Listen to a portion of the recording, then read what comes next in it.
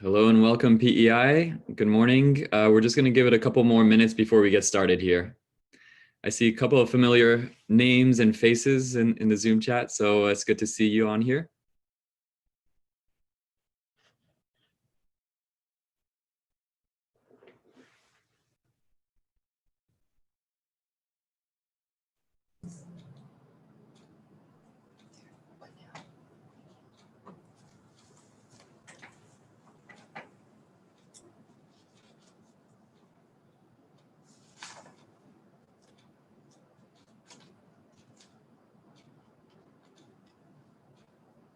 Does that mean?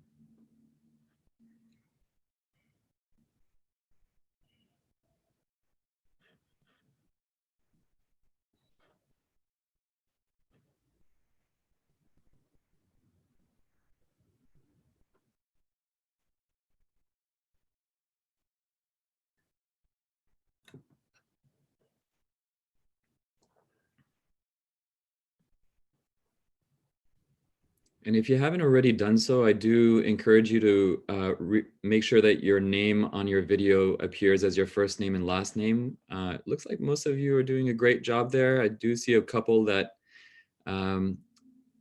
let's see, there's no iPad 2s or anything like that so far, but it will help us in some of our discussion. Joe and I are actually pretty surprised about how many people in the COVID environment are named iPad 1 or 2. Exactly. Or I had one all over that was named Wife's iPad. I had that same person too. They clearly live in two different provinces. Sorry, folks. These are Zoom jokes. So if you're not laughing, clearly, I hope people aren't laughing. It's a good thing. Hey, Hi, Deanne guys. Wright. Good to see you. Hi guys, it's Janet. Can you hear me? Hey, Janet. Hey, Janet. Here. Oh, great. Okay, I'm logged in as Claudette McDonald for some reason. Okay, I was wondering if Claudette was actually on the line too. So good. Yeah, we're just waiting for a few more folks to join us. We're expecting around 80 in total. So we have about 25 in.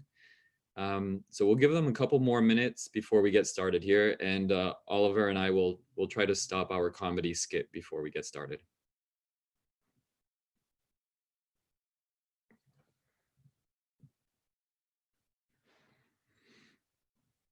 Joe, if we can't laugh in the time of COVID, then everything has gone backwards, or we have to keep laughing.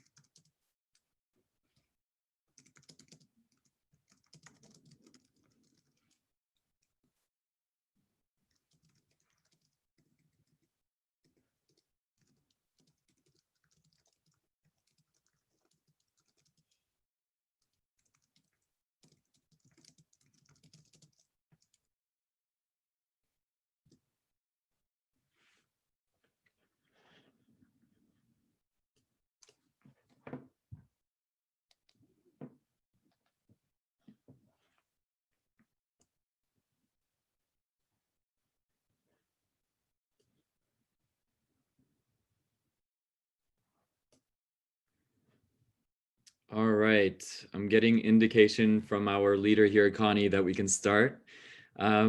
So let's go ahead. First of all, welcome everyone. This is the Elevating Canadian Experiences webinar where we're focusing on the winter and shoulder season. We're going to take you through a couple of slides here, and we have a couple of polls up ahead, and we do expect some interaction with you as well. So if you have any questions or comments or thoughts as we go through, please do not hesitate to jump in. One of the things that we do ask of you as we get started here, if you didn't hear my plea a little bit earlier, is to make sure that your name does show up as your first name, last name. If you can make that change, it just helps us with the discussion, as well as if you feel comfortable with it, putting your video on. It's always good for us to see who we're speaking with. As a quick reminder, we were supposed to be in all of the destinations in which we're holding this workshop in person. But unfortunately, as you're aware, because of COVID, we're unable to do that. And so the more we can engage with you and see you, the easier it makes it for us. So, so we would appreciate that very much. So coming back Okay, to, guys. oh, sorry. I have my intro. Yeah, I was just gonna come to you, Janet. Please go ahead. Okay, great. I was like, oh, babe, we're gonna miss this. So whenever you're ready, just let me know. No, I was about to introduce you, Janet. So please go ahead. All right. So most of you folks know me, but for those of you that don't, my name's Janet Wood, and I'm the manager of tourism development at Tourism PEI.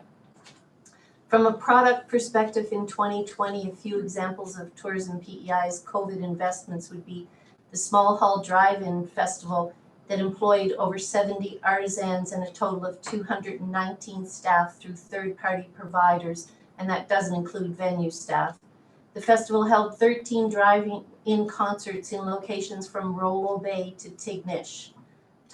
Tourism PEI also invested in a maiden PEI version of the Rock the Boat Festival held in Tyne Valley at the end of August. Another investment was the Scarecrow Festival in Charlottetown, which was designed to draw people into the city, supporting restaurants, shops, and accommodations. We will continue to work with partners to develop product to support our accommodations, restaurants, attractions, retail operators, festivals, and experiential providers. And it will be critically important for all of us to work together moving forward.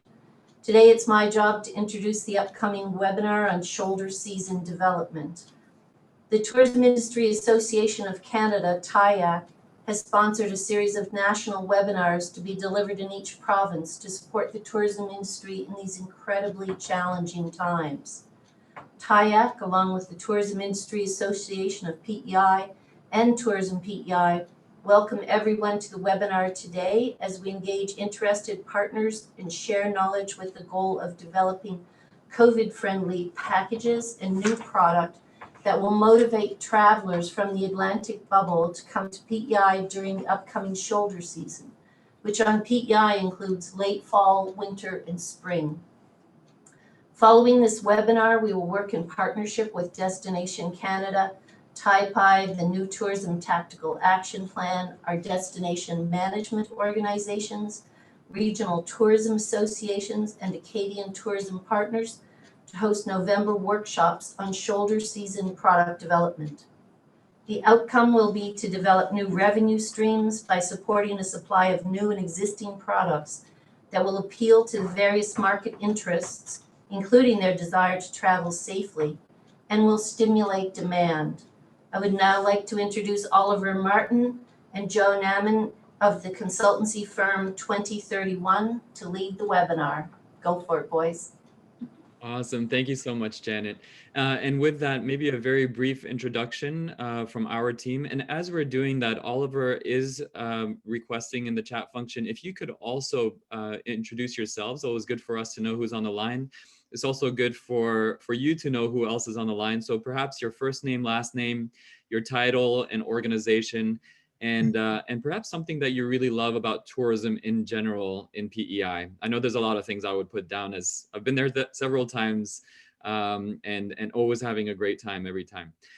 So with that, my name is Joe Naman. I'm a partner with 2031 Consulting. 2031 Consulting is a Vancouver-based strategy consulting firm solely focused on the business of travel and tourism. So we work with destinations across Canada, but also across the world in supporting them to identify what their competitive advantages are and how to leverage that so that they meet their tourism objectives, whether that is to increase the number of tourists or to disperse tourism or to improve or enhance their winter and shoulder season tourism. So a number of different things. And Oliver, maybe you can give us a little bit of an intro as well. Hi, folks. I'm Oliver Martin. I'm a partner with 2031. I used to formerly be with Destination Canada way back when. And then after that, I was with the Pacific Asia Travel Association, heading up their consulting and their research arm.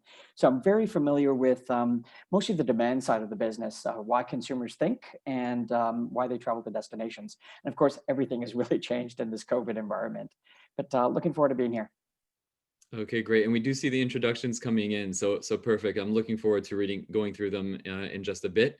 We also have Connie. Connie, if you can wave a little bit, who will be supporting us in the background. So thank you, Connie. So if you have any issues with the technology or anything else, you can message her directly and she'll be able to communicate back with you. So without further ado, let's get into the program a little bit. So as mentioned, the Elevating Canadian Experiences program was really spawned from some research that was conducted in early 2019 by the federal government to try and understand what are some of the systemic challenges that we're facing as a nation when it comes to tourism. And there were a number of things that came up, including the expansion of the shoulder and winter tourism season. Another one that came up that's worth mentioning as well is how do we disperse away from some of the main urban centers that the majority of tourists have traditionally traveled to over the last couple of years, from Vancouver to Toronto and Montreal. So with that, armed with that research and that information and a need to develop programs to enhance or to resolve some of those issues, together with TIAC, Tourism Industry Association of Canada, we decided to develop a program that enabled us to go out into many different communities across Canada to, one, understand what it is when it comes to the challenges and opportunities around shoulder and winter season tourism enhancement or development that we can address, as well as to share some of the information that we have from our experience working with various destinations in developing their shoulder and winter season tourism.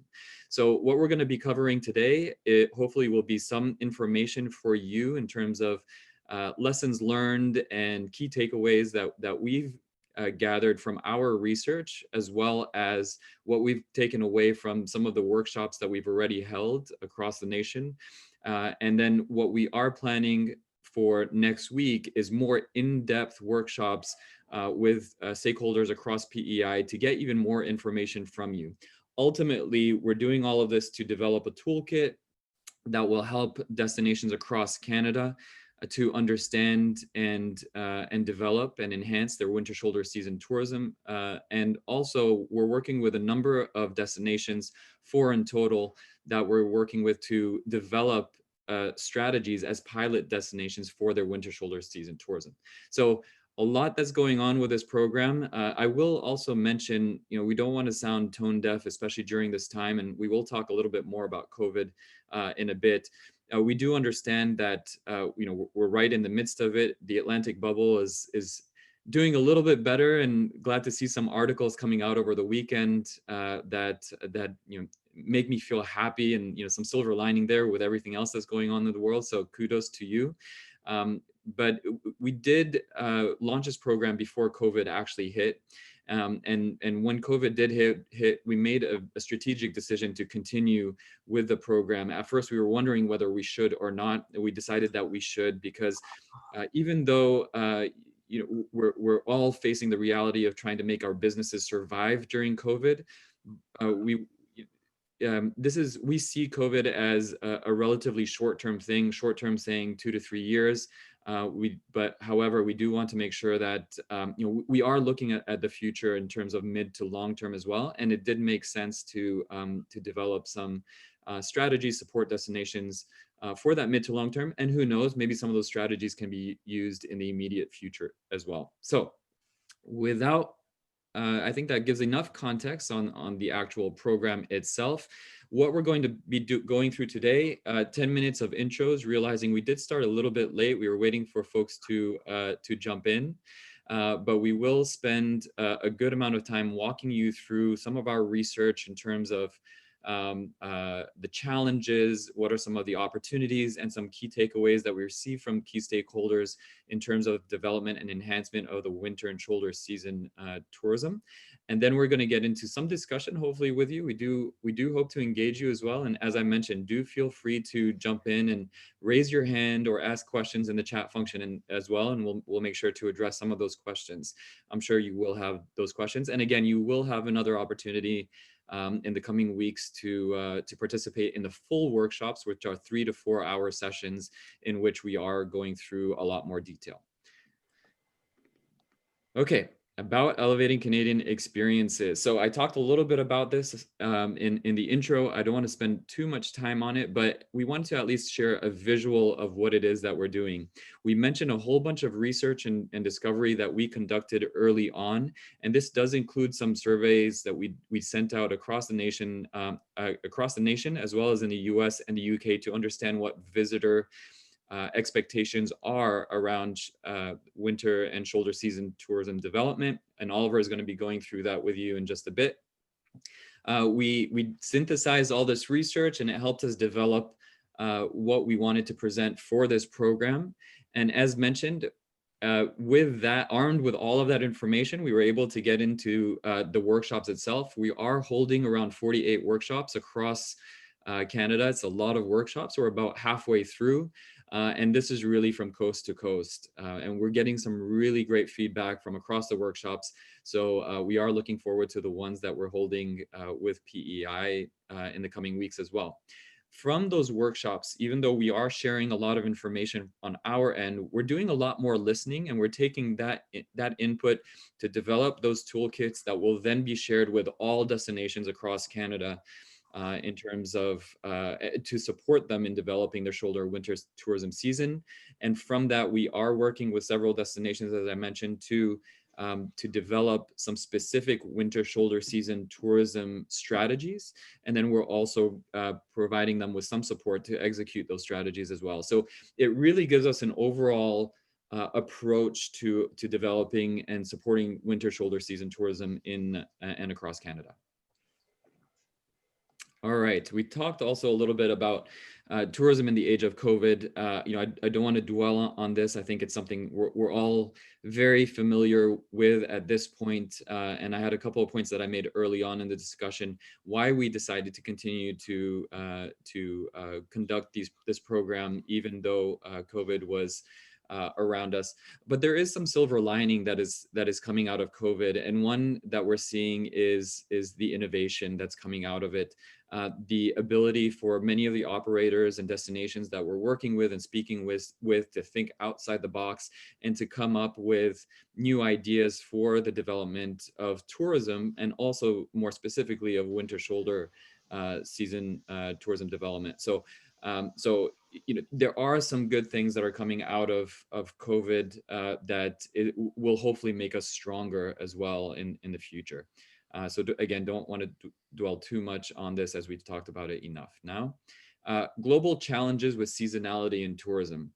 So we're going to spend a couple of minutes here talking about what are the challenges globally, and then we're going to get into what are the challenges in Canada as well. So when we talk about seasonality, many different people think about various challenges that they face. But there's actually a whole gamut of challenges that, depending on where you sit and what you do, are things that you might focus on. And what we've done is we've heard what those are. We've tried to bucket them to make sense of them, and it helps us address it a little bit better later on. And those three buckets that we identified were the financial impact of seasonality, operational impacts of seasonality, and then the impact on visitors and communities of seasonality as well. And when we talk about financial, the best way for me to explain this is if you have a product that is fully functioning, all out, going very strong in the summertime, And this product is a product that is possible to be expanded into the shoulder and possibly even the wintertime, but you're not really utilizing that product into the shoulder and wintertime. You then have what we call an idle product, a product that is not actually earning any revenue, and you're potentially losing money during those seasons because you still have to do the upkeep and the maintenance. So when we look at it from a financial perspective, the total return on investment is diminished because we are only leveraging that product for a smaller season. So the question is, how do we expand the season? How do we expand the usability of that product so that we increase the return on investment? And what that also does, it doesn't just help our operators and our destinations, but it also helps others who are looking to invest in our province see, you know what, this is actually a good thing, a good place to invest in, because they have an expanded product, and it makes more sense for me to go in from a business investor perspective and invest more. So that is the hopefully explained the financial aspect of seasonality and the challenge around that. From an operational perspective, I will say this is probably where most people's mind go to immediately when thinking about seasonality and some of the challenges around that. And that comes to labor attraction. In the high season is really great, but in the low season it's very, very difficult. People are exhausted after a very strong high season. And it's hard to find quality trained staff who can support in the season where perhaps the volume of visitors is not as great. So that's where we do have a lot of comments around labor and the support around that as well.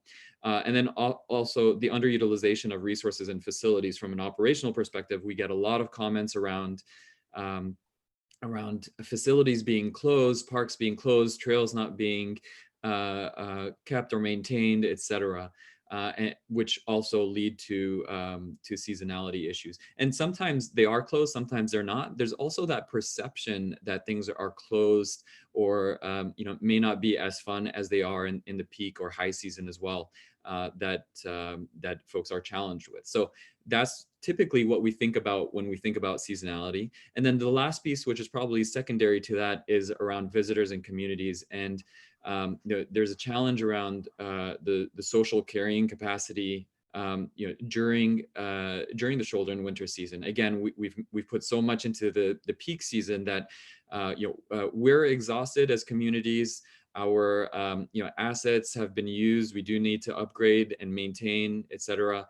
And then also around overcrowding, if that has happened, especially in urban areas, then we need to make sure that our environment hasn't been diminished because of that as well. So all of these things are things that we're hearing in terms of challenges around seasonality. All right, so what is causing seasonality? And there are a number of things that are causing seasonality. And the first thing, it sounds really obvious, and it is obvious, is the weather. What I will mention around the weather, yes, in many cases, the weather is not conducive to travel, whether it's from a safety perspective, if you're trying to drive across destinations or to a destination, or flights are canceled or what have you. But there's also a perception issue here that is worth bringing up as well, where we've spoken to folks as far away as Europe and trying to understand what their issues are with the weather, and what they think is the weather is just not conducive for travel at all, where in reality there are many things that you might want to do because of the weather that enhance tourism. The saying goes, there's no such thing as bad weather, just bad gear. And that's totally true as well. And we'll explore that a little bit more when we look through some of the opportunities around the shoulder and winter season tourism. Of course, there's the calendar effects and timing decisions. So, my kids are back in school. I can't really travel anymore in September all the way through May or June. And so this is a real issue, a real challenge that we face that is causing seasonality challenges. But one of the silver linings that we mentioned earlier around COVID is we're now seeing a lot more folks working from home. The fact that we're on Zoom right now, able to have this big workshop with as many attendees that normally would have been in person is something that's quite amazing, and it's enabling us to to be more flexible in terms of where we work from, and in some cases where our children are learning from. So calendar effects might be impacted. There might be opportunities around that in the future as well. Interest by tourism stakeholders. Again, that's, do we have an interest as tourism stakeholders, as owners of businesses, as destinations, to continue into the shoulder and winter season when we've been exhausted by a very strong and difficult peak or summer season? And then finally, awareness of destination, brand, and availability of experiences. And Oliver is going to be going through this with some of our research that we've conducted, where some folks believe, you know what, certain places are closed and it's not worth me going there, or the destination that I've chosen is not worth going to in the shoulder and winter season. And we'll see and hopefully debunk some of those things as well. So all of these things point to what we call the Achilles heel of tourism. And if I can sum up these 5 points over here, there is, well, of course, the insecurity of decision making. So we don't know what we're going to get in the shoulder winter season as potential tourists. There's what we call the McDonald's effect as well, where you go into McDonald's and or you choose McDonald's sometimes because you know exactly what you're going to get, versus a restaurant that you might not have ever gone to or that has unusual things on the menu. And it's the same thing when visitors are spending so much money on travel, on booking accommodations for a week with their family and whatnot. Do they want to try to do something that they may not be familiar with? Maybe not. So this is part of that Achilles heel. Related to that is that comfort effect. We also see bragging rights. People do want to go to places that are very popular and where they can, take their influencer pictures and show off a little bit that they've been there. They may not know that they can do that in areas in times that are not peak season. And then there's FOMO, and that stands for fear of missing out as well, because of that influence from others. Many visitors fear that they might be missing out on some of the things that they could be doing in the peak season. So that hopefully sheds a lot of light on the challenges around seasonality, especially shoulder and winter season.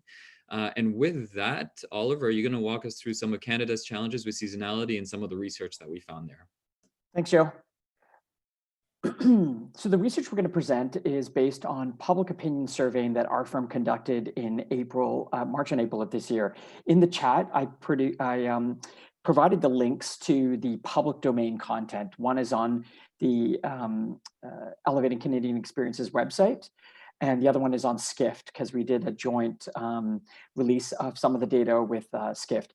Very much encourage you, if you're an operator, a tourism business or a destination or an industry association, very much encourage you to go on those links and to just review the data and hopefully use it for your own purposes.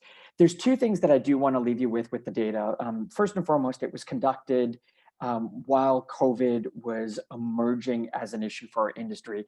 March, I think there was a little bit of a belief that this would only last until the summertime and we'd have that return to a high season summer.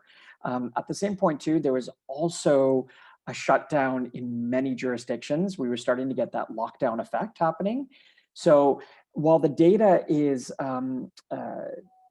evolved since we've been in COVID, it's still very much in the mindset of consumers, the whole concept of COVID and how that was going to affect us. The second thing is we know that there is pent-up demand for consumers to travel, while the overall interest to travel right now is relatively low. And part of that is the inability to travel given lockdowns or bubbles in your case that you're in PEI. We know that there's that pent-up demand. And related to that is consumer behavior has dramatically changed. If someone tells you that we're going to go back to the hunky-dory days of 2019, you can pretty much look at them and say, I'm sure that is not going to be the case. Consumers are dramatically changing how they're purchasing goods, how they're searching for goods, and how they're interacting in the social and digital space to go through that path to purchase. And we know this is changing, and we know it continually will evolve as we are going through COVID. All that says, With this research, we asked consumers a bunch of questions in the quantitative sense. On the other side, we conducted desk research, and we wanted to understand the ins and outs of seasonality and what is impacting how Canadian consumers travel within our country and also at the provincial level. We know that in Canada, a majority of our accommodation is fully booked in that June, July, August period. Again, this is kind of before COVID. We also looked at the tourism assets that we have in Canada, and the ones that were only identified as being winter open.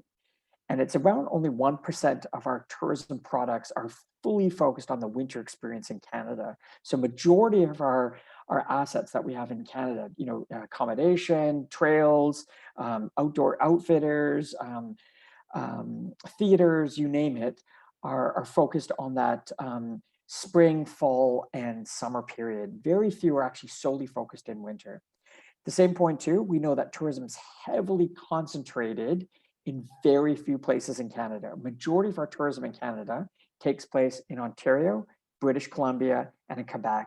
And that so happens to be where some of our major gateways are from an airline perspective, Toronto, Vancouver, and Montreal. And again, we know there's exceptions to the rule, but long story short of this is tourism development and management in Canada has been heavily skewed. It's heavily skewed for a number of reasons that Joe just mentioned.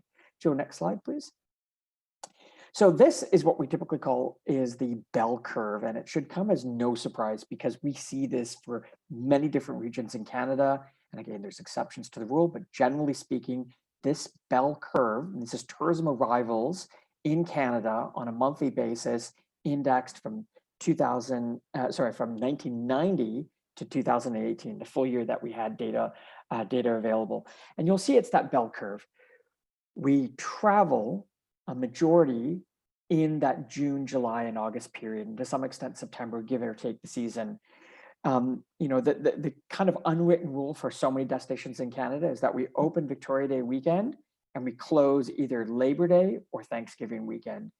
And this is for a number of reasons, some of this being environmental, as Joe mentioned, but a large part of it is structural reasons that we have put in place as the tourism industry.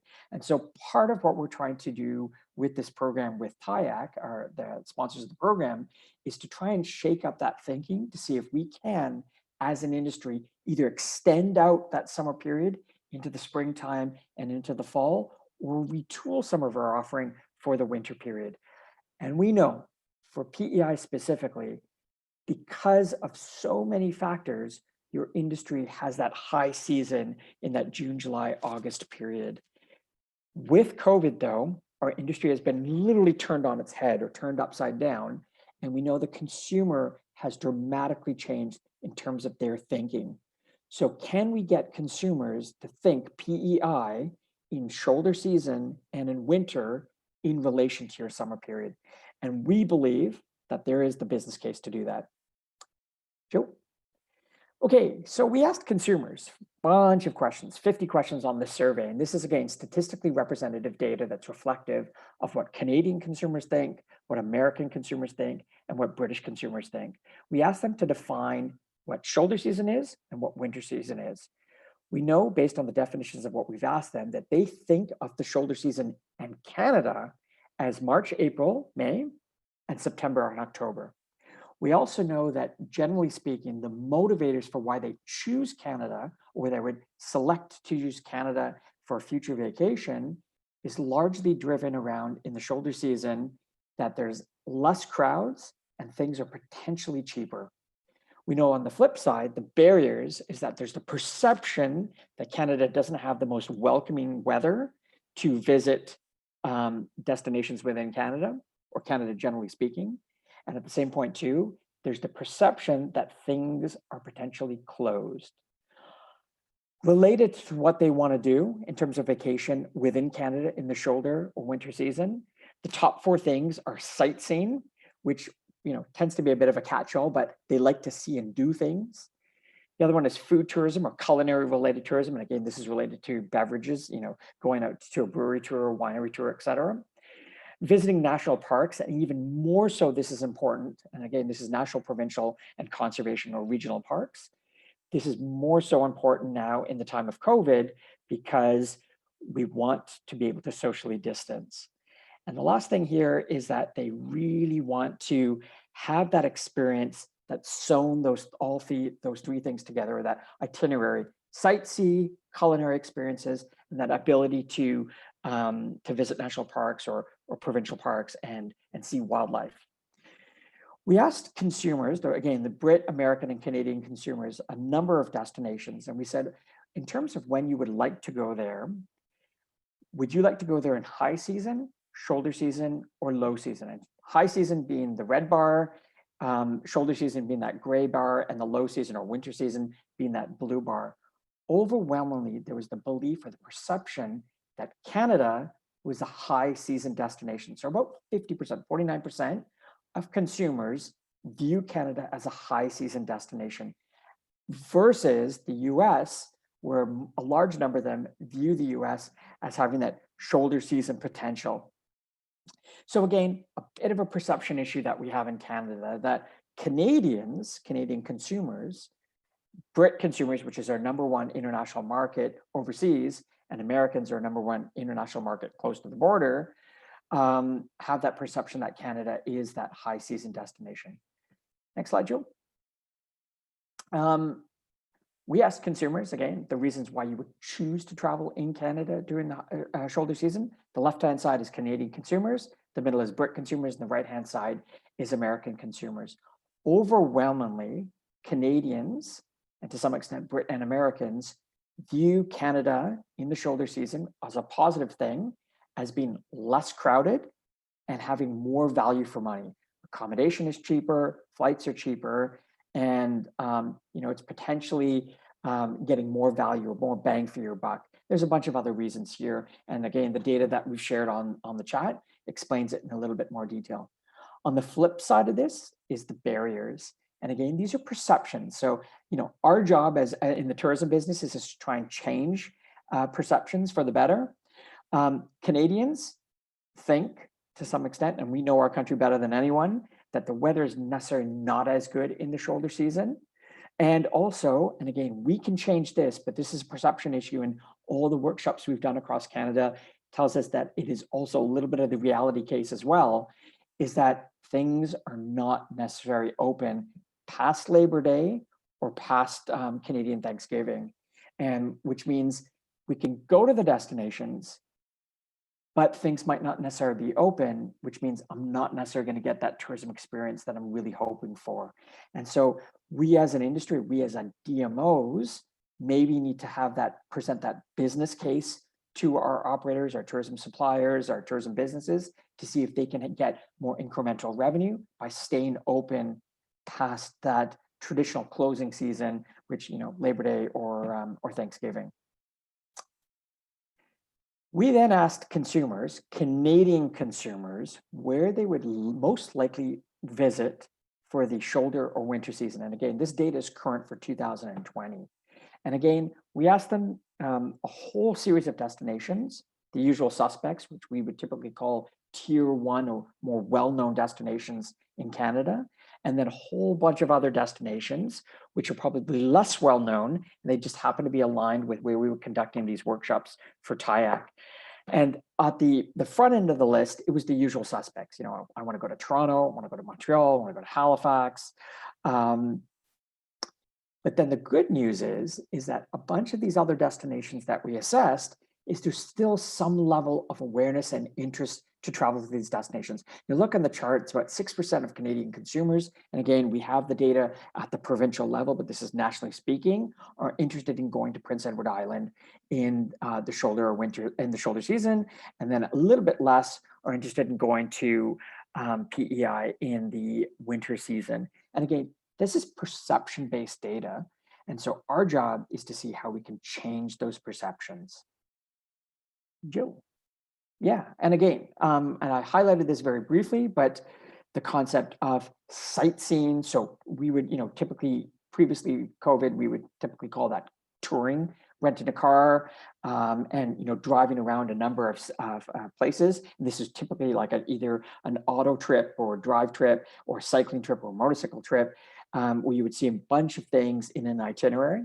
The other one here is visiting parks, natural outdoor spaces to potentially see wildlife. And the other one there is culinary. And Canada has such awesome culinary experiences.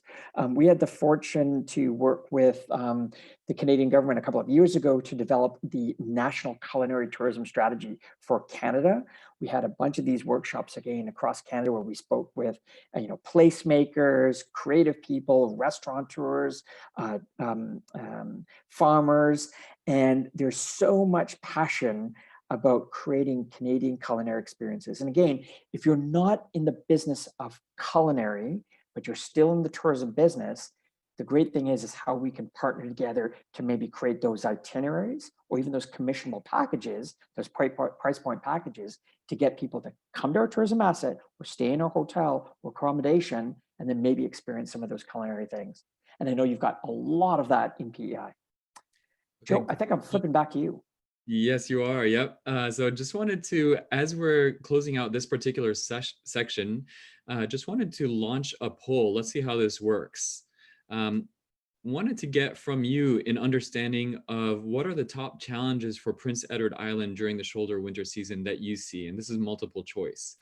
Is it really perceptions of weather, consumer and operator awareness of things to do, transportation, access and infrastructure, access to labor, lack of operator training and education opportunities, development of authentic experiences, quality of services and accommodations, or is it something else? So we just thought to try this polling functionality out on Zoom and get an idea from you. And I do see you guys are answering, which is great. We'll give it a couple more seconds here. And I wish I could share what I was seeing right now because it looks like a horse race to see which one's going to come first. All right, we have about 14 responses. I know we have a couple more coming in.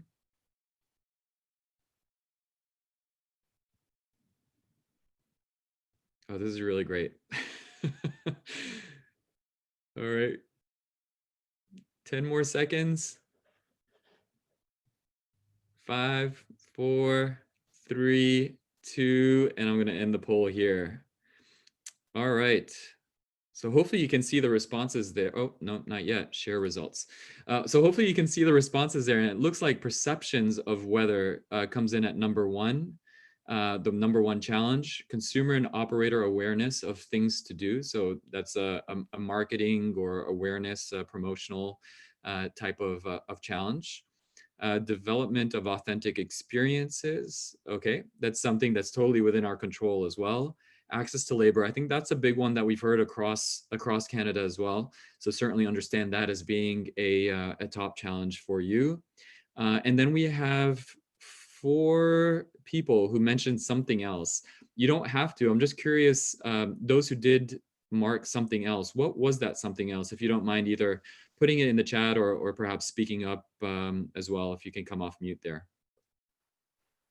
Hey, Joe, just really quickly. So we use the term perceptions, but there is also the reality of weather. And, you know better than anyone, 2 of our most recent meetings in PEI, I believe you and Greg were caught in a storm somehow or another with an Air Canada flight being canceled. Yeah, every time I've come to PEI. Yeah.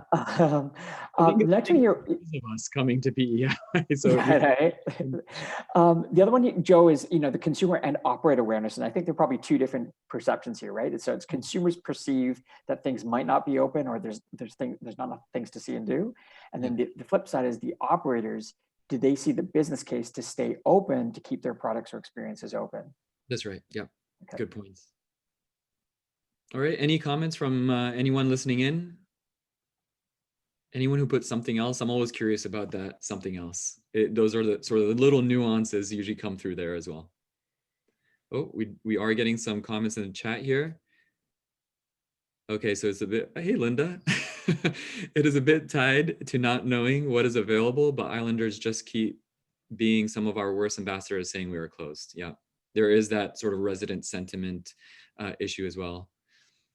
Everyone we know, oh, sorry, there's another one before that, sorry. From Margaret, I have tried for a number of years to stay open to at least Christmas, but because I'm pretty much the only business open in the area, there's no cluster of interest and people even locals don't travel to a rural area for a single business to open. Yeah, absolutely, can understand that.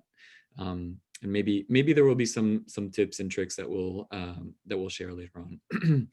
Okay, let's see. So that was from Margaret. We have from Lynn.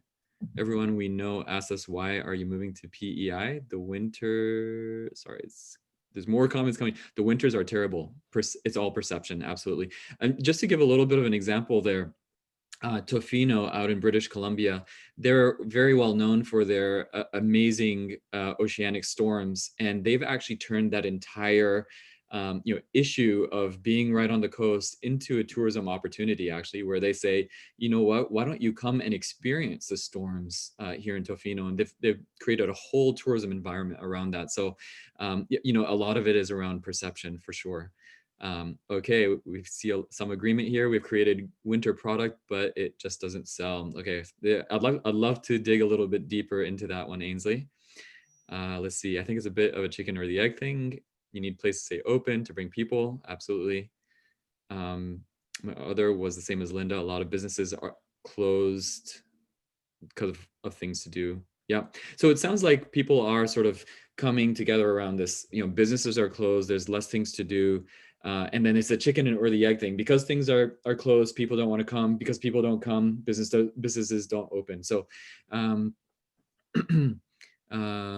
yeah, so agreed. Very, very good comments here. And all this does is make me look forward to the workshops that we're going to have in the next few weeks, Oliver and Connie. So, okay, great conversation, folks. But we do need to move on.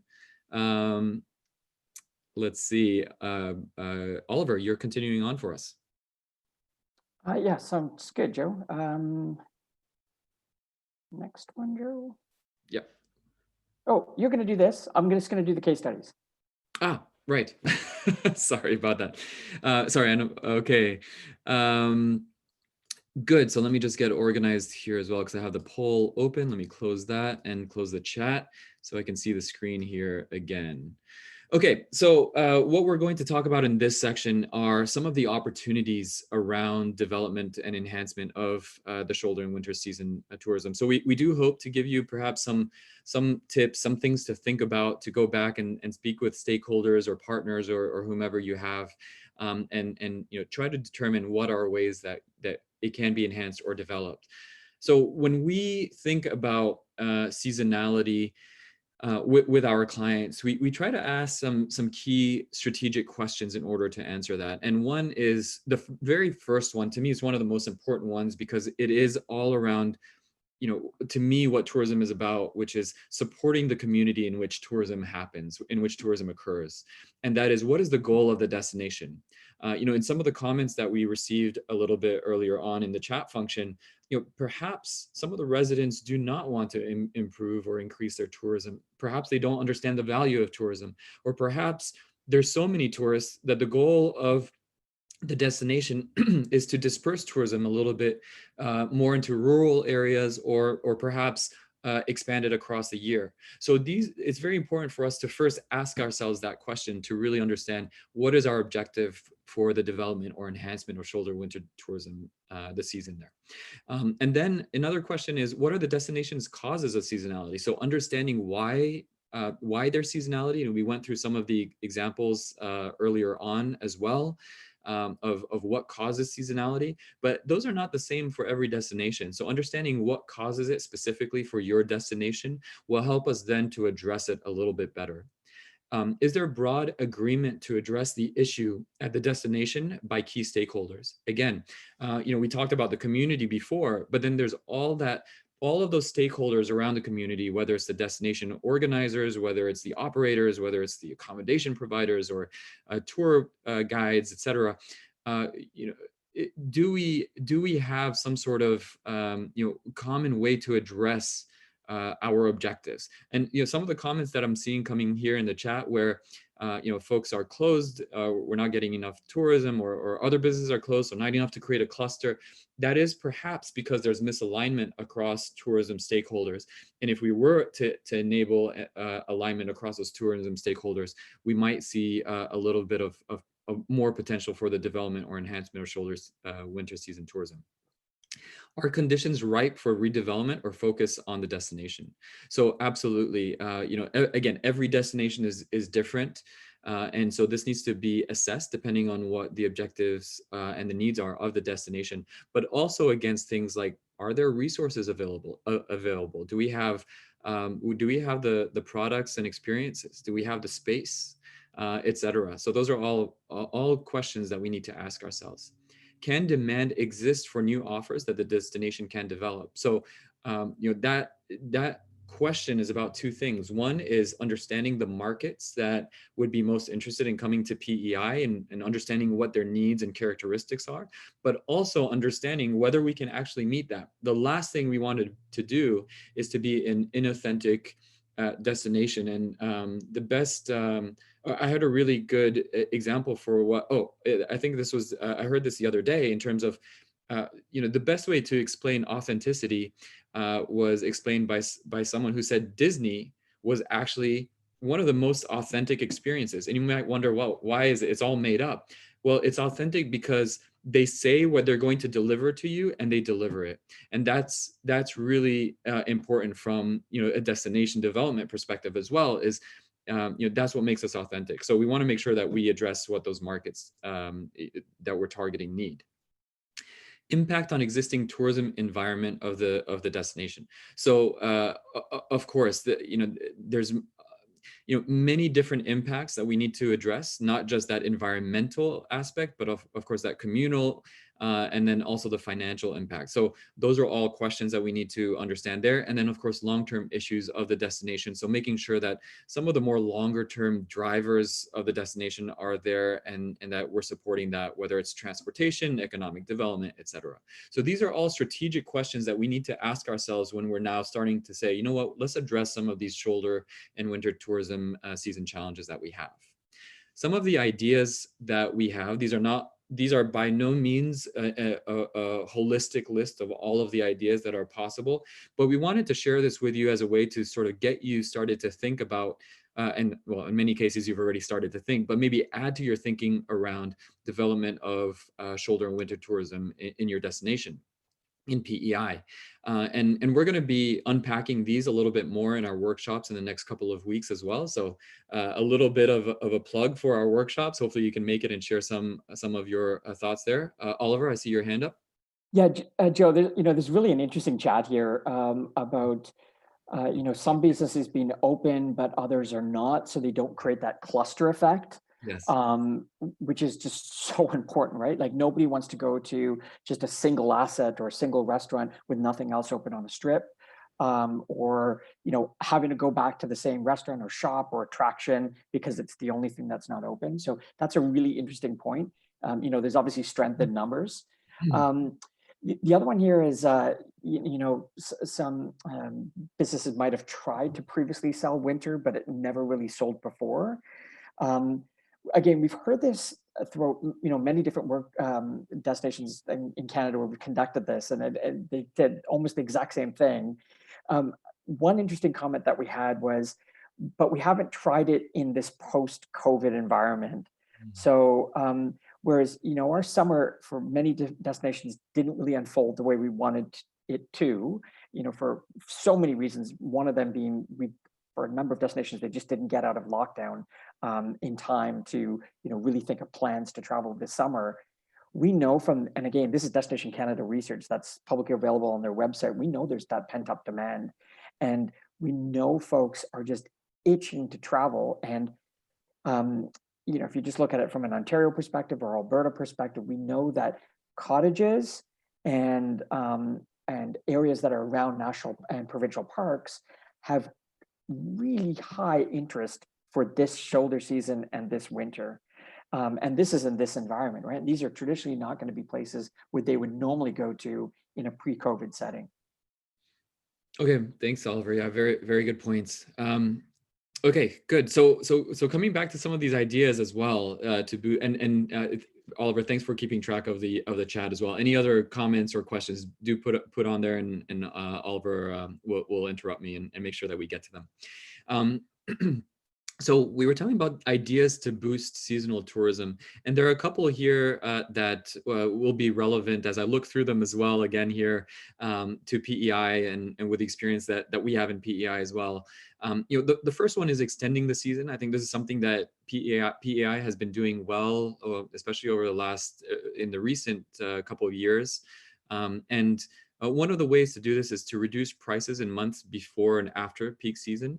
And so definitely a way to do that. The other way that I think works really well for PEI is moving some of those events and attractions into that shoulder season. So I know that you now have extension of festivals or events that you're moving more into October or earlier in May, perhaps. I think there's one as early as April. Unfortunately, I can't remember what the specifics are.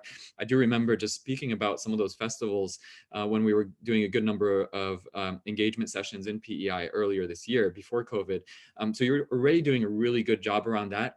And the additional idea that I'd like to put out there with regards to offering those attractions in the shoulder season is to figure out ways to use those festivals or those events as anchors so that you then develop a whole product around that festival or around that event, from the culinary aspect, from an attraction perspective, from perhaps a trails perspective. Of course, accommodations will help. And it's also important to think, we often think about winter shoulder season tourism when we ask the workshops what are some specific ideas that they have. Most of the ideas that they have to do with being outdoors, but there's a lot that can be done indoors as well. And I mean, PEI, you have an amazing arts and cultural scene as well, where I can totally see folks coming and wanting to stay longer to take 1, 2, maybe 3 shows in with dinner, etc., over a number of days, and those all happen indoors. So again, thinking about your attractions and events and festivals from that perspective. Revamping the destination. So changes to image, facilities, and markets to attract new audience. The best example that I can think of that explains this one well is, oftentimes in destinations, and this going back to the authentic discussion that we were having earlier, is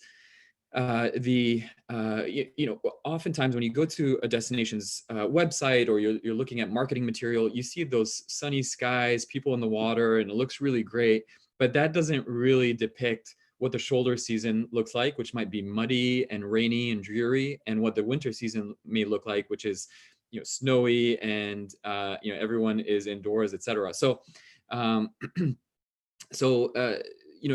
making sure that those images tell what the true story is, and accepting and acknowledging this is what the images of the destination is at that time, but then using that to say, however, we have all of these things that make it so much more fun to come during the season. So this is sort of getting behind the idea of revamping the destination.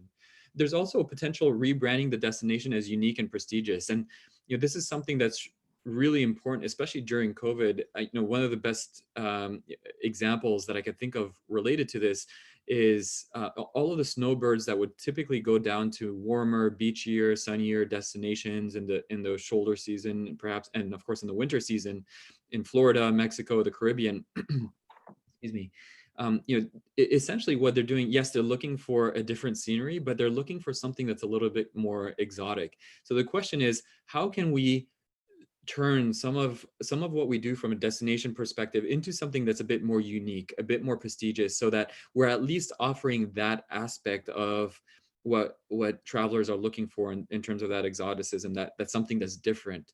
And so this could be things that already exist, or also we're with some destinations, especially way up north, that we're talking to focus on things that may disappear or change. So icebergs in Newfoundland and Labrador. The other example, the other day we were talking to Nunavut around the topic, and actually their main season is, you would think is the summertime, is actually in the spring. So from March through May is their top season. That's their peak season, because most people want to come there and see things that will disappear, and that's the best time of year to do it.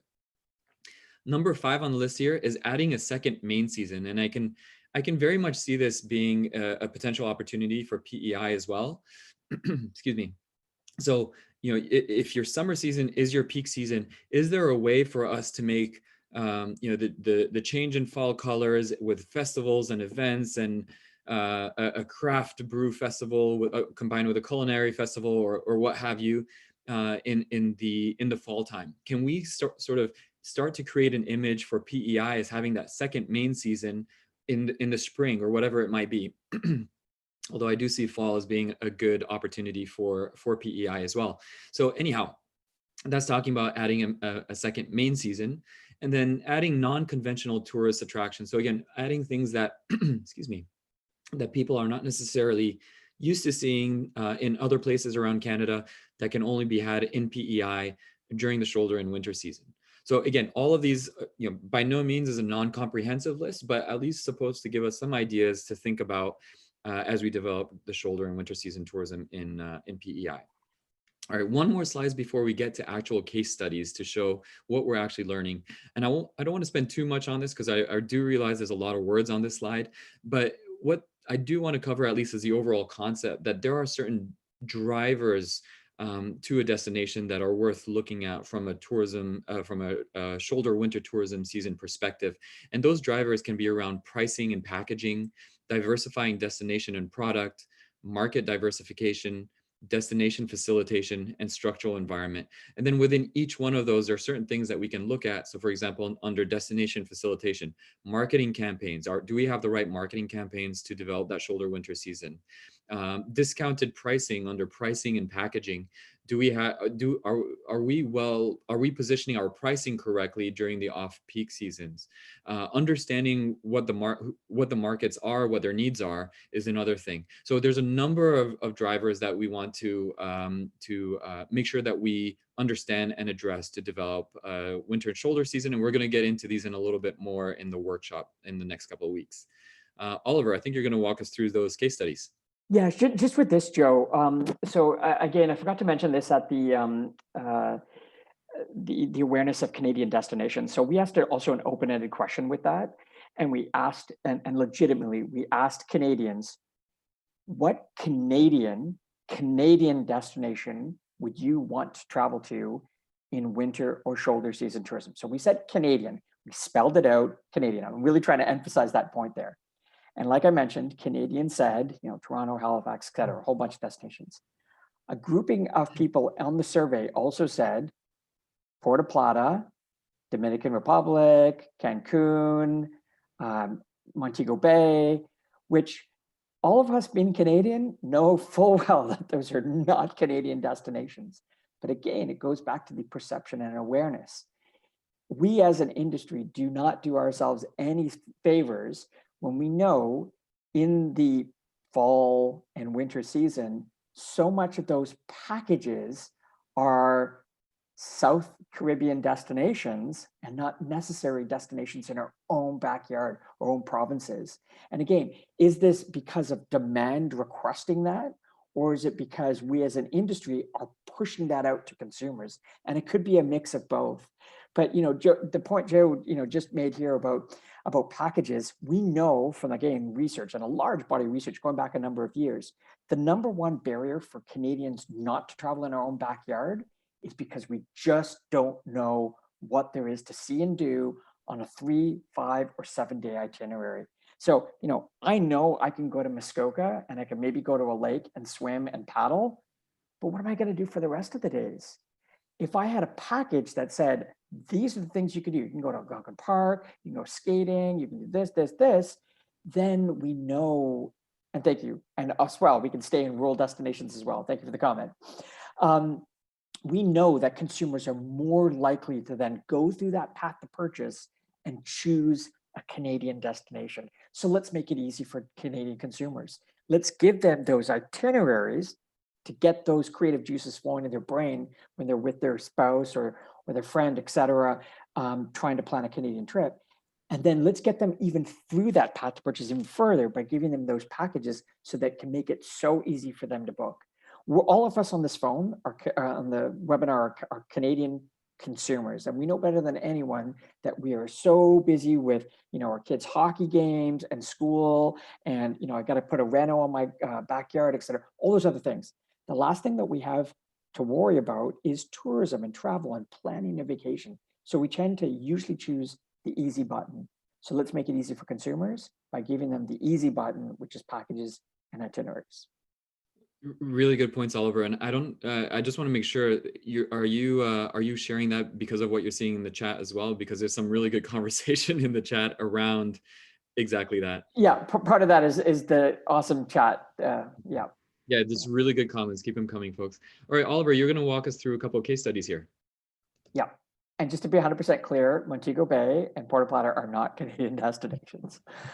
Okay, folks, we did a bunch of this desk research to look at what we called we were trying to identify best practice. So destinations that have managed to figure out shoulder and winter season tourism. And we were trying to figure out the secret recipe on how they did it. And, while we haven't fully defined that, we're hoping to do that in the toolkit. We know for a number of jurisdictions, they were able to figure it out from a destination perspective, local government, local stakeholders, residents, and the tourism industry. And they were able to put together that, that whole of industry, whole of government approach to really trying to figure out shoulder and winter season tourism. We also know at the same point too, this doesn't happen overnight.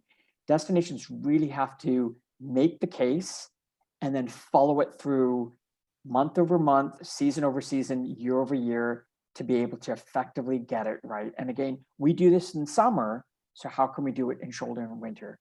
Okay, two destinations we want to highlight, one of them being Lapland in Finland. If you ask any Canadian, where does Santa Claus live? Largely speaking, Canadians will say, Santa Claus lives in the North Pole, Canadian North Pole. And Canada Post has got an address for Santa Claus. It's Santa Claus, Canadian North Pole, HOH, OHO. Santa Claus has an address. Santa Claus is based in Canada. If you ask a consumer outside of Canada, where is Santa Claus from? Largely speaking, they will say Northern Scandinavia in Finland. Unfortunately for us, Santa Claus is based in Finland, in Lapland. Lapland was a destination very well known for outdoor experiences for Finns to travel to in the summer period. They knew they had a lot of these awesome assets, and they knew they had a really good domestic base. How could they expand that out into the winter season?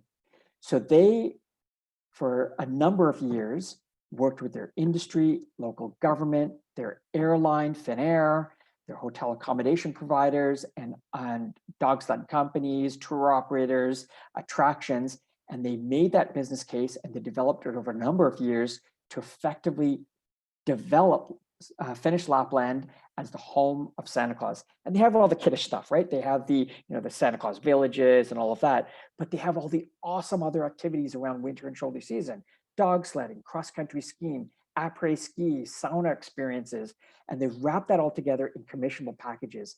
Because Finnair, the way it geographically sits in the north, they have labeled themselves the fastest way to get from Europe to Asia over the northern polar route.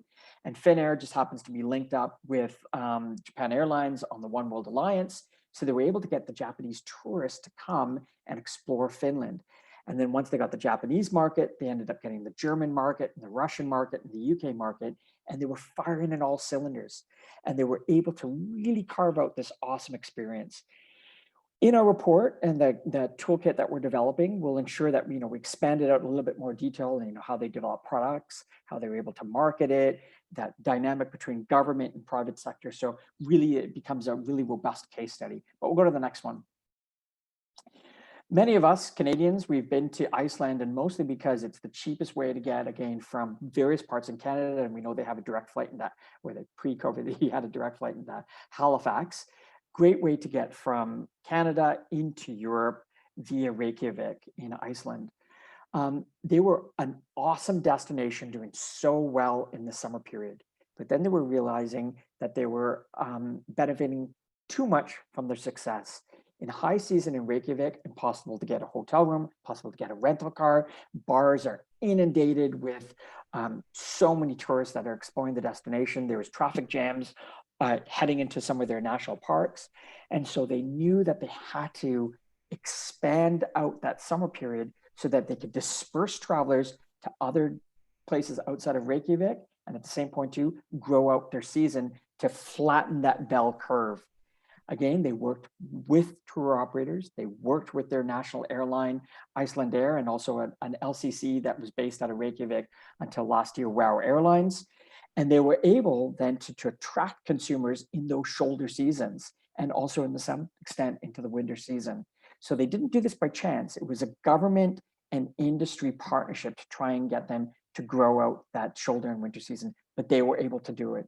So if we, Canadians, if we islanders are saying, well, is it a chicken and an egg? We just can't do it. There's so many things that are against us. We know we can look to other jurisdictions that have managed to get it right and see what we can possibly do to emulate that in Canada and in PEI. Great, thank you, Oliver. And just a couple of points to add to that as well. Just from my own personal experience in Iceland, we decided to, with some of my post-grad buddies, we do a trip every 1 to 2 years together. We try to sort of get away and reminisce and drink beer and what have you.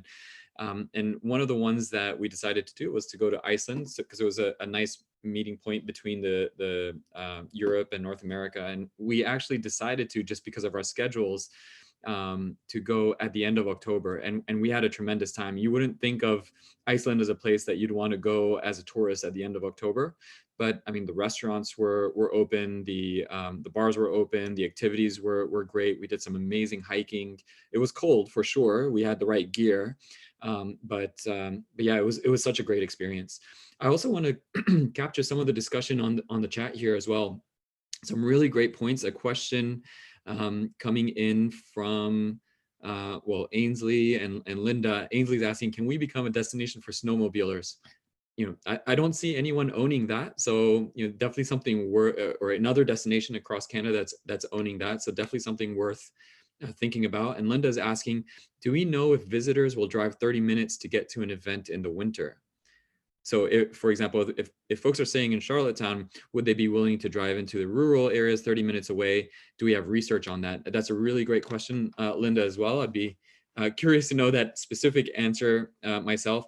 I can tell you, just generally speaking, when we do talk about the weather, one of the main issues with the weather, especially for tourists who are not from a destination. So if you're getting people from the Atlantic bubble, probably not as much of an issue, but if you're getting people from a little bit further afield, it is an issue in terms of their comfort in driving in conditions and in places that they're not very familiar with.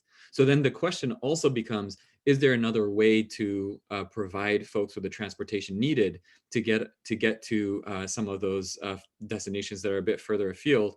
Getting back to Oliver's point a little bit earlier, and the points that were being made in the chat as well around packaging and itinerary development, if transportation can be part of that, then I don't think that would be a real big issue. But I don't have the exact numbers around visitors willing to drive 30 minutes away from Charlottetown. All right, there's some good conversation around that as well. Yeah, Lynn, exactly. Tour buses and guides, we talked about that. We know when, let's see, Brendan's saying when travelers think PEI, they think coastal, beach, seafood, golf, and fun parks, lighthouse. We need to change the conversation for colder months. Absolutely. We have winter festivals, art, celebrity chefs, family events. Perhaps we could be better working together to create and amend additional experiences, and more important, market it properly. Totally agree with you. I can totally see PEI as a great winter tourism destination. I think one of the key words you mentioned there is that, well, you didn't say it you didn't use the word, but you were referring to collaboration and partnerships. To me, that is one of the most important things that is coming out of all the workshops that we're holding, that we're doing, is how do we collaborate more? How do we create partnerships, in some cases with competitive destinations or operators as well, because it can help us collectively in the long term. So all really good comments. There's a lot more coming in. Let's see. Yep, transportate, create experiences, including their travel. Yep, and then agreement. Good. So with that, this is a really good conversation. Oliver, I'm telling you, I'm really excited about the workshops. I think we're gonna, I'm just excited about PEI in general. So I think we're gonna get some good participation there. So with that participation, oh, Oliver, go ahead. So Joe, I was just going to say, if anyone on the webinar could adopt Joe so that he could live in PEI, Greg and I at the firm would be very happy. Joe is in love with PEI. Unfortunately, he's not allowed in your bubble right now. So please let him in. All right. So I would like to launch another poll. I think it will answer some of the questions that, or some of the comments that are coming up here as well. So what are the most important tourism assets Prince Edward Island has during the shoulder and winter season? Outdoor adventure, like hiking, kayaking. Again, this is shoulder season. We didn't spend too much time on this. Again, mainly because this is a webinar. We do get into it a little bit more detail. We do also very much make a difference between shoulder and winter. Those are two separate things from our perspective, could have two separate strategies. So just keep that in mind as well. Cultural experiences, arts and crafts, culinary experiences, golf, festivals and events, or is there something else? And I see the responses coming in, so we'll give you guys a few seconds to respond here. Well, if you do list something else, then you have to turn on your camera, raise your hand, and tell us what that is. and D is making a good point. I could come and self-isolate. All right.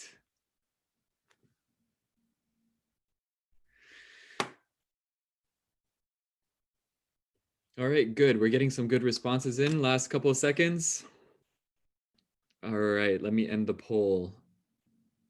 I'd be curious, Oliver. You can't see the responses either. What would you guess as number one?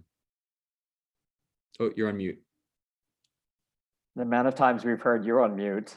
Joe, I'm going to go with culinary because it's PEI, and I've had the best beer in PEI, and I've had the best lobster in PEI, and everything else that goes with that.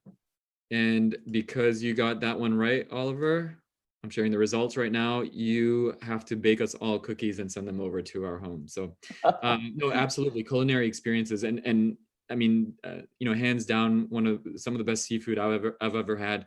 A complete opportunity for PEI to entice folks with experiences around the culinary, not just going to a restaurant or drinking a beer, but entire experiences around that.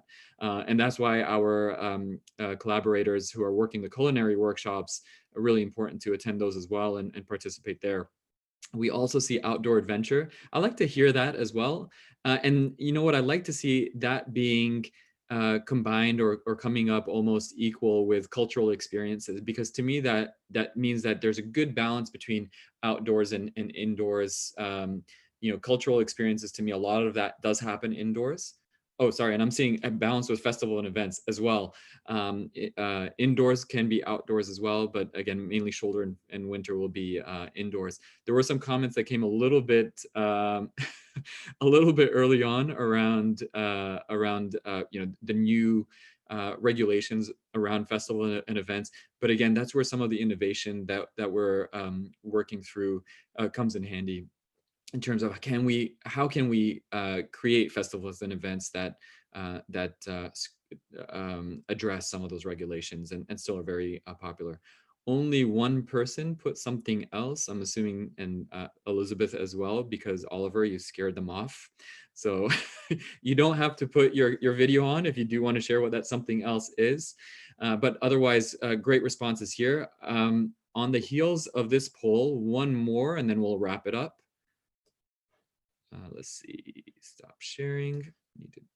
Okay, third and final poll.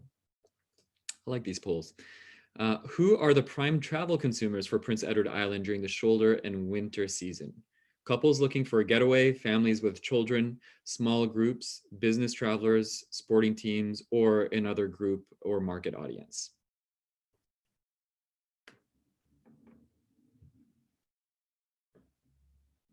All right, responses coming in fast and furious.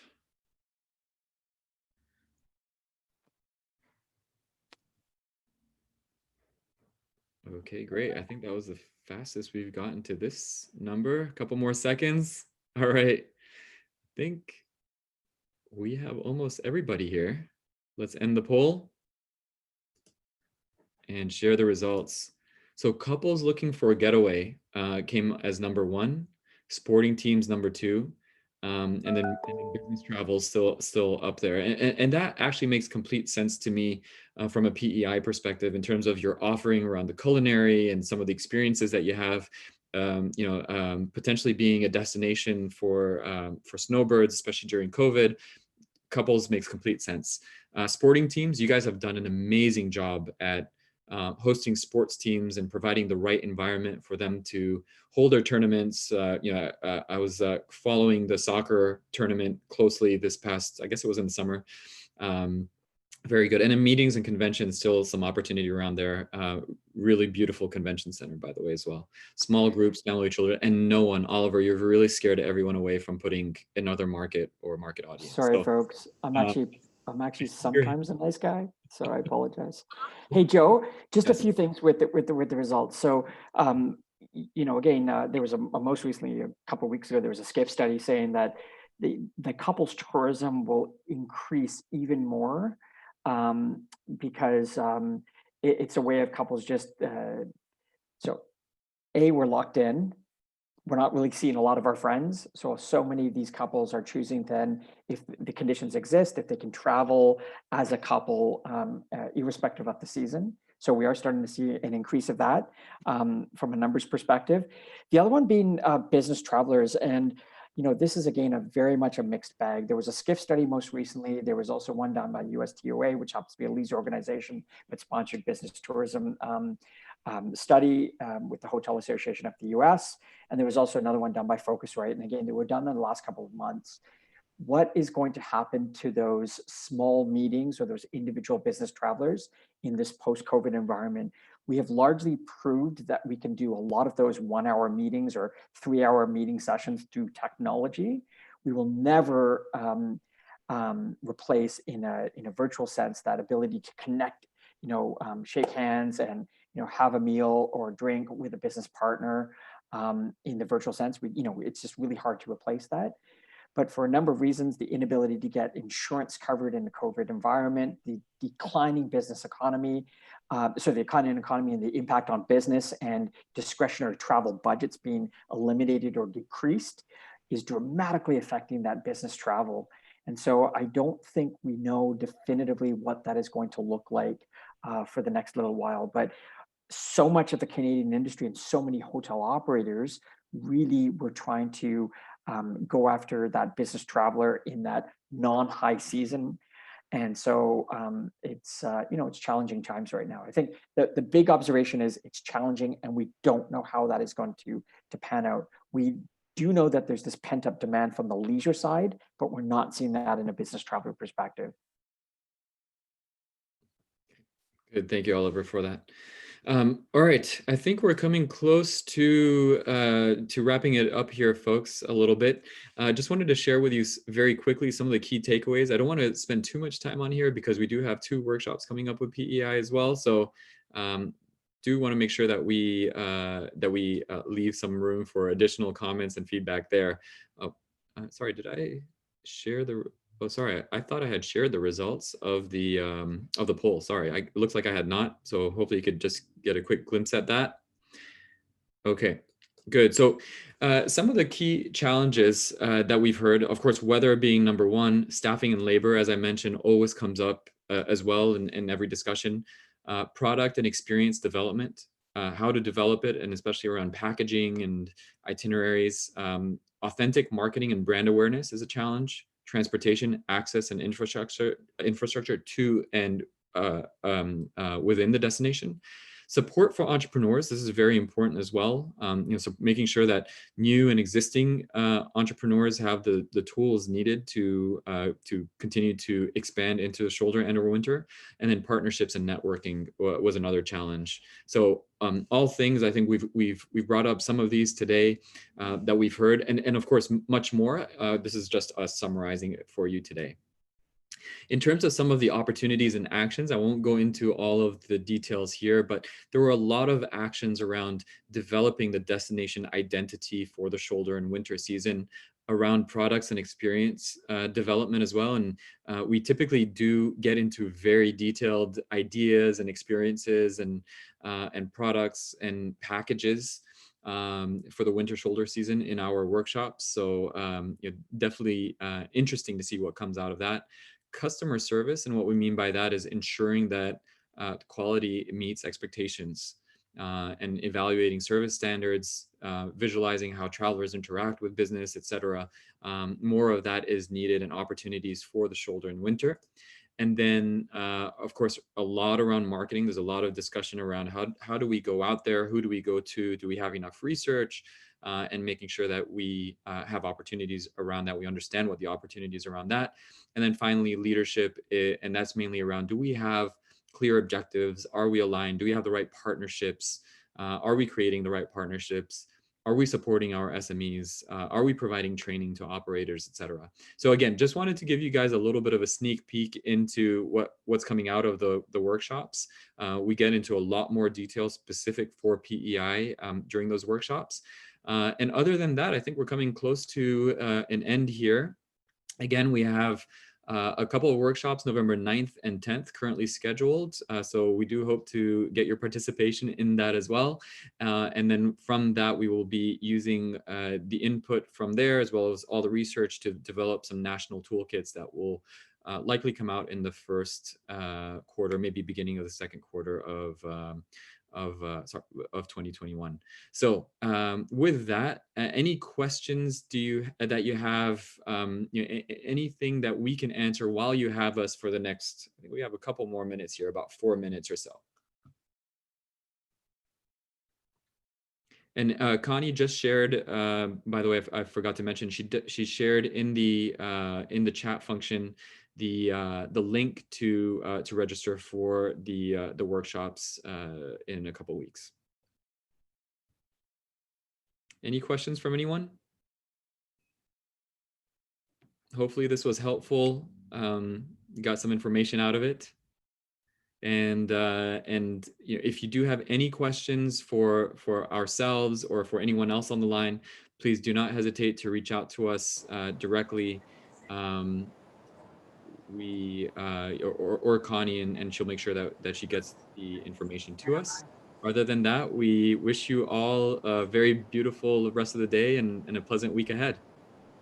Thanks, folks. Thanks for joining. On behalf of Tourism PEI and TaiPi, we'd just like to say thanks to Oliver and Joe and Connie for your support. Everybody check into registering for the workshops. We've made it a point to send out invitations to some non-traditional partners, and we'll be working together moving forward. Have a great day, folks. Thanks. Thanks, Janet. Thank you. Cheers.